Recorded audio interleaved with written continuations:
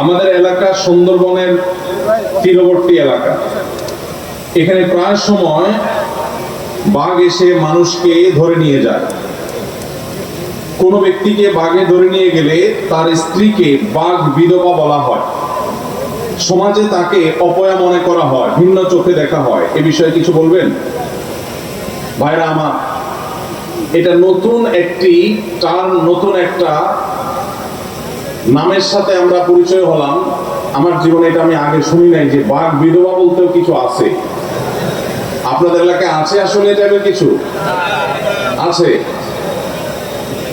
এটা তো আগে কখনো শুনি না আমি, যাই হোক নতুন করে জানলাম, জানার কোনো শেষ নাই। যেহেতু মাহফিল স্থলের খুব কাছেই সুন্দরবন, খালের অপর প্রান্তেই সুন্দরবন, অতএব বাঘ আপনাদের এলাকায় অনেক সময় ঢুকে পড়ে, হামলা করে গরু ছাগলের উপরে, মানুষের উপরে।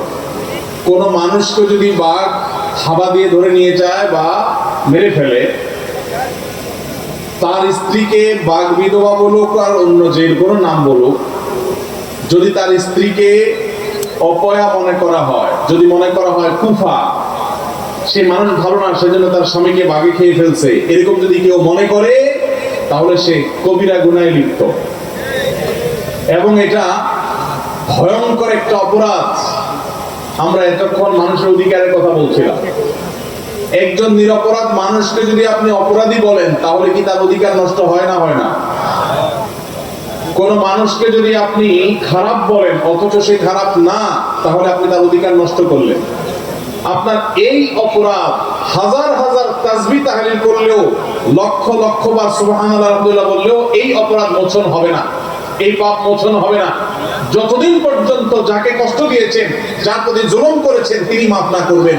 ভাইরা আমার, একজন নারী, একজন মহিলা তার স্বামীকে যদি বাঘে থাবা দিয়ে নিয়ে যায় বা মেরে ফেলে, তার জীবনের সবচাইতে বেদনাদায়ক অধ্যায় এটা। আমাদের সমাজে মেয়েরা স্বামীর উপর নির্ভরশীল। এই গ্রামাঞ্চলে অভাবী পরিবারের মানুষ হিসাবে স্বামীটা মারা গেলে অসহায় হয়ে যায়। এই অসহায় নারীকে সমাজের প্রত্যেকটা মানুষের কর্তব্য আশ্রয় দেওয়া, তাকে সহযোগিতা করা, তাকে সান্ত্বনা দেওয়া, তার পাশে দাঁড়ানো। কত বড় পৈশাচিক কাজ হতে পারে, কত বড় নির্মমতা হতে পারে, কত বড় পশুত্ব হতে পারে যে সেই নারীকে অপয়া বলে তাকে কষ্ট দেওয়া, তার সাথে মেলামেশা না করা, উঠা বসা না করা, জলসল না করা, তাকে দূর দূর করে ঠেলে দেওয়া। কেন? কারণ সে খারাপ বলে, সে অপয়া বলে, সে কুফা বলে, তার ভিতরে বেবরকতি আছে বলে তার স্বামীকে বাগে নিয়ে গেছে। এটা কোনো মুসলমানের বিশ্বাস নয়, এটা কোনো মুসলমান বিশ্বাস করতে পারে না।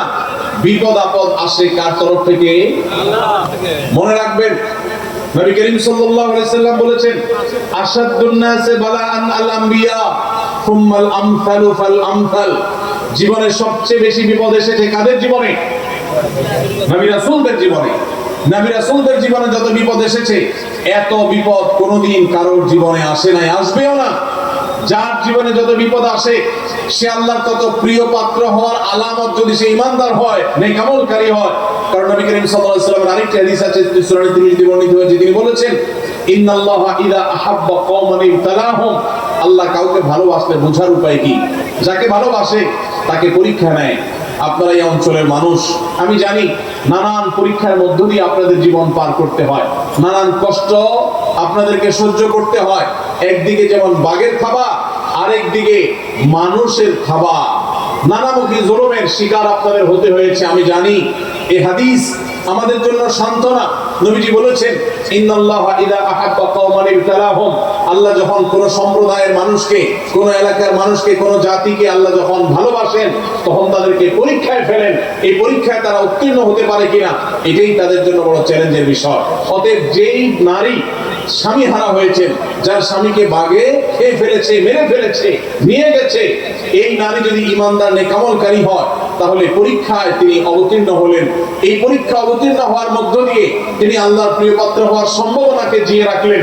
সব ক্ষেত্রে এটা জরুরি না যে বিপদ আসলেই তিনি আল্লাহর প্রিয় পাত্র হবেন। অনেক খারাপ মানুষের জীবনে বিপদ আসে, কিন্তু বিপদ আসছে দেখে তাকে খারাপ মনে করা, এটা কুসংস্কার, এটা ঈমানের সাথে সাংঘর্ষিক বিষয়। এরকম মনে করলে, এরকম বিশ্বাস রাখলে আপনার আমল নামাতে কবিরা গুনাহ লেখা হবে, ভয়ঙ্কর অপরাধ হবে। আপনি কোনো মানুষকে এভাবে কষ্ট দিতে পারেন না।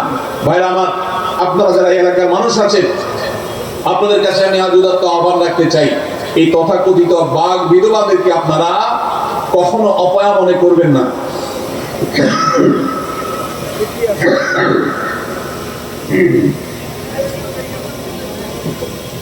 কখনো তাদেরকে দূরে ঠেলে দিবেন না, তাদেরকে দূর দূর করবেন না। চেষ্টা করবেন তো ইনশাআল্লাহ।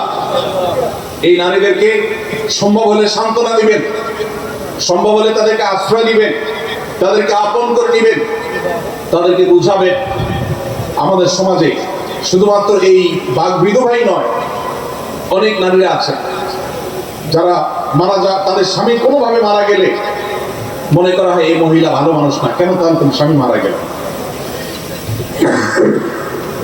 কোন স্বামী মারা যাওয়ার সাথে কোনো মহিলার ভালো বা খারাপ মানুষ আর কোনো সম্পর্ক নাই।